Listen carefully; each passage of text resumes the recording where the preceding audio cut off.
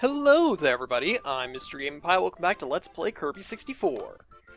Today we're gonna continue Aqua Star, probably finish it too. So hey, yeah, we're finally at an actual level that involves an actual beach. It's been a while. You'd expect Aqua Star to have lots of these levels, but nope, it's pretty much just this one. Oh hey, yeah, we actually inhaled 2 enemies. Nice.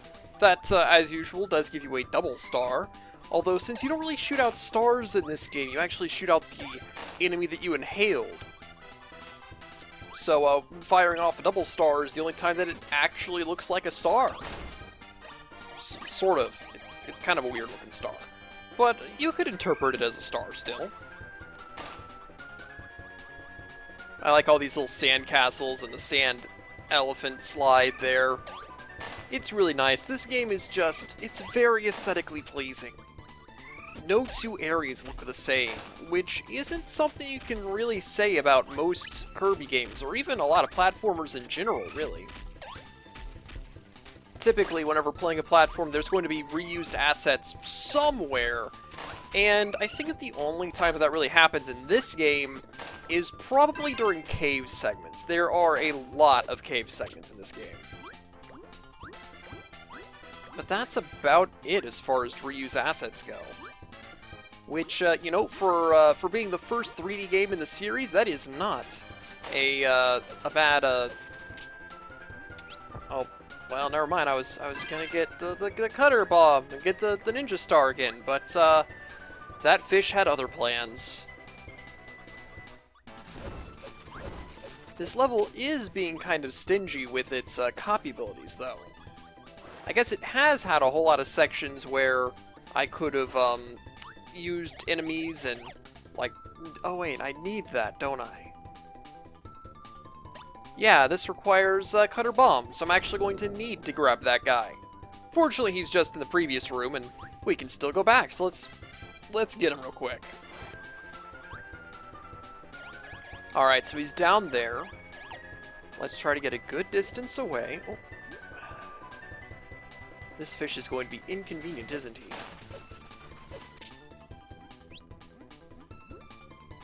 That should be good. Yeah, there we go. And yeah, Kirby can actually even inhale underwater, which isn't something that you could do in Dreamland 2 and 3. I mentioned that, you know, Dreamland 2 and 3 you could still use your copy abilities underwater, but here he still couldn't inhale under the water on his own. He needed kind the fish to be able to do that. But in this game, it's no problem. You can just inhale. It's perfectly fine. Who needs oxygen whenever you're a pink alien from a weird planet that doesn't follow the laws of physics anyway?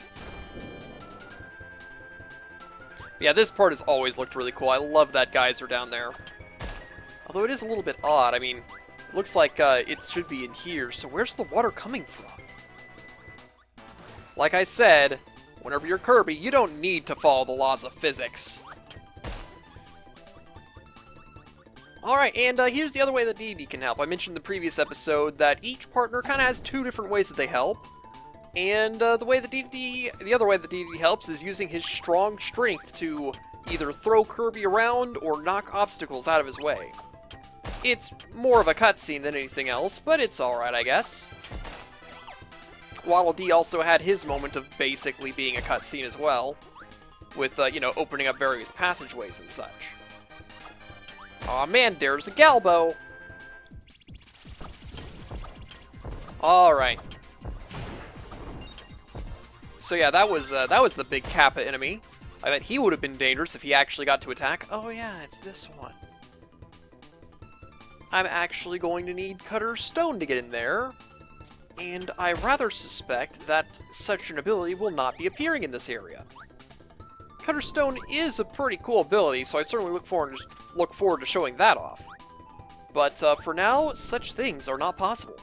So we'll just have to come back here later.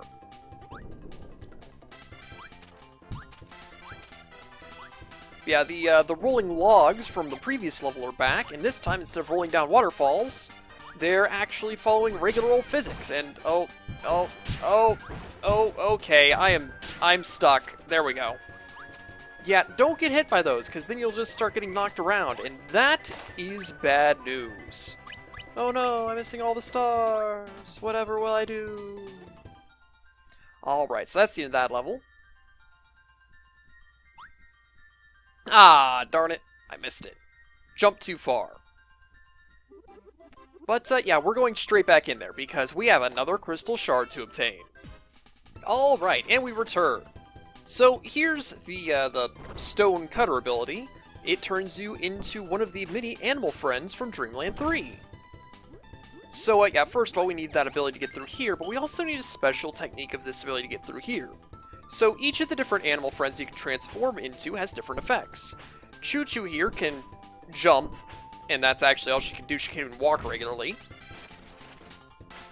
This is Nago, and he can do a double, or even triple jump. And this is Rick. He's the character that we need because he can wall climb.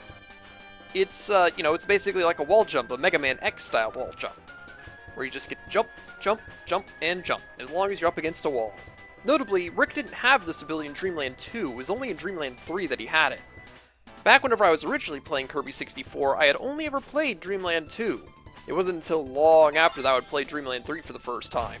So I didn't actually know Rick had such an ability, and had to look up how to get that particular crystal shard. Kine here does nothing. Absolutely nothing. He's a fish. Even in the water, he still does nothing. And let's see if I can get the... Oh, alright. This is Ku. He can do a couple of flaps and fly for a limited period of time, although eventually he does start descending. And let's see if I can get the last one. Yeah, here we go. This is Pitch. And Pitch can also fly, except he's a lot faster. Pitch is the form that you really want to get at any given time, because man, this guy, he really moves. Unfortunately, he is a 1 out of 6 chance, so you'll never quite know if you're going to get him or not.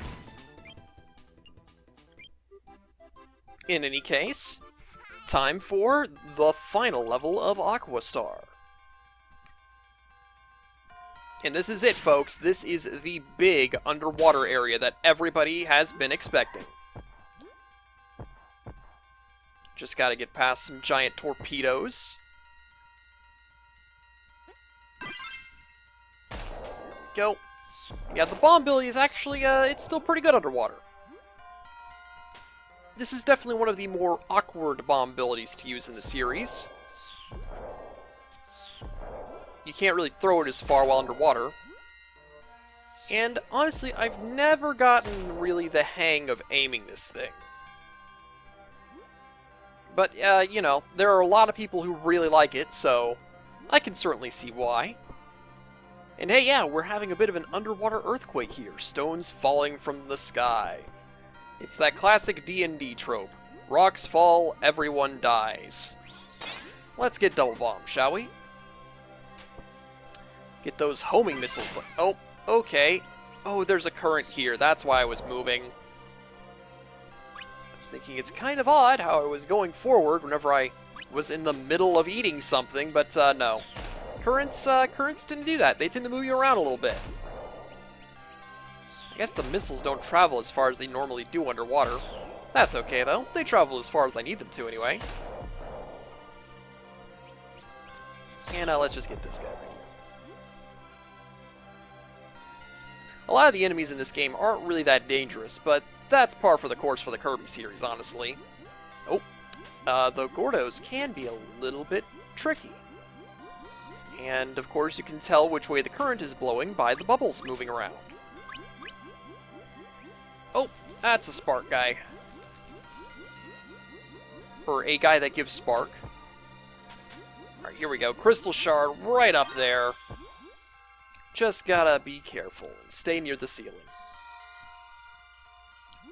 Yeah, this level is going to have a lot of currents in it. Gonna be pushed through this cave constantly. That really is the one thematic that keeps getting reused in this game. I think we've seen it in almost every area so far. I don't think that the first area had a cave level, but the second area did. This level now does, and I assure you, this isn't the last time we'll be seeing a cave in this game. Ooh, nice, get a little stuck in that little cubby hole there.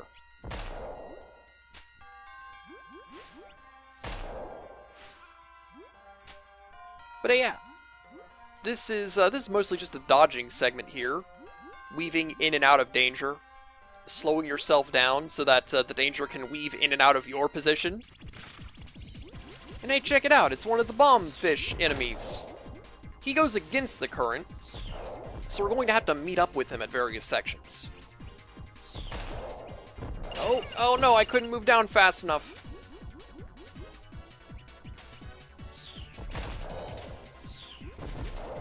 There we go, we almost got him. And now we do have him. And I believe that we can just leave. Oh, and I was just pushed through the room. Okay, that's nice. Alright, yet another current. Whoa, that's a rock. They got these little safe spots up in the top and bottom here that you can use to potentially get extra health and just avoid being pushed around by the current.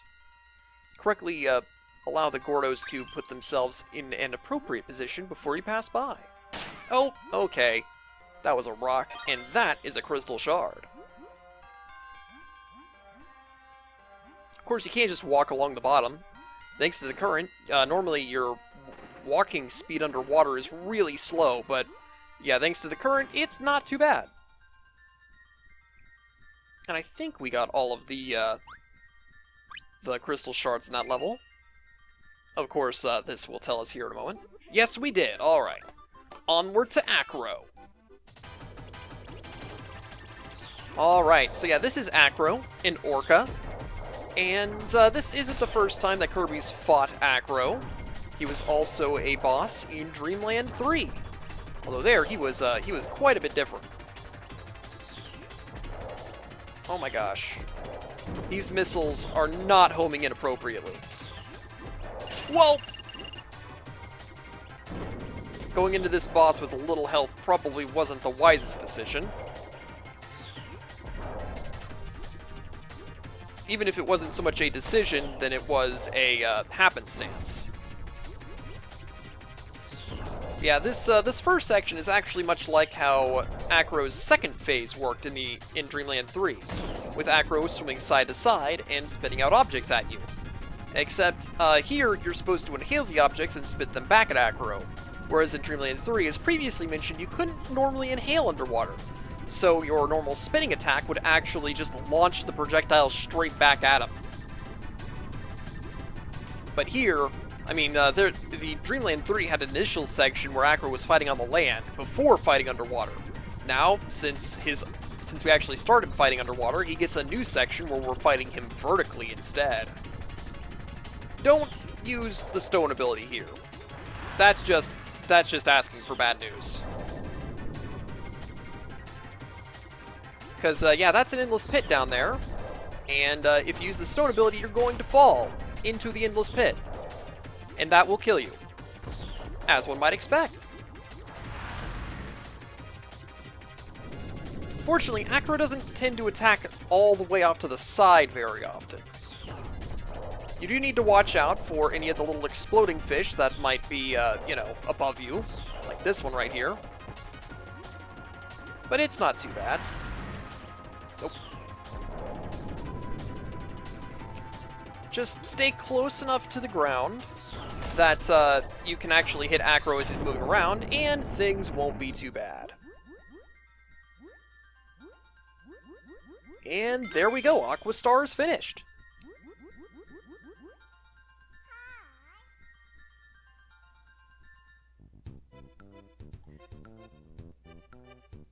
Kirby and friends hanging out at the beach.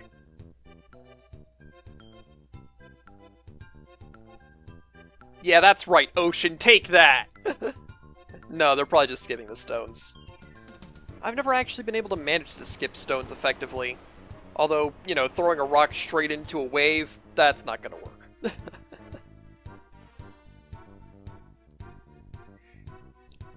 This is a nice little interpretation of Kirby here. He's always a little bit clumsy, always the last one into the little star warp, but he's still out there to help out. Alright, so with that said, I'm mrgameandpie. Next time, we go to Neostar. Make sure to check out my social media accounts and maybe look at my Patreon and help, help me continue creating these videos. So until then, see you next time!